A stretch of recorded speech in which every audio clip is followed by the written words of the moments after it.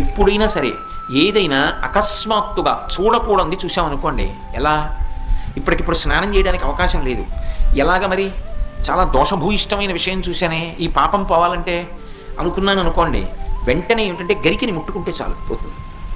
తీవ్రమైనటువంటి పీడకలు వచ్చిందనుకోండి, ఆ పీడకల పరిహారం అవ్వాలనుకోండి ఏ అభిషేకమో చేయించుకోవాలి. శక్తి లేదనుకోండి మీరు అన్ని పూజలు చేయించుకున్నట్టే. స్నానం చేసి ఒకసారి గరికని ముట్టుకుంటే చాలు, స్నానం చేయకపోయినా చెప్పులు ఇప్పి గరికను ఒకసారి ముట్టుకుంటే చాలు. అందుకే శతమూలా శతాంకుర సర్వగం హరతు మే పాపం దుర్వాదు స్వప్ననాశిని.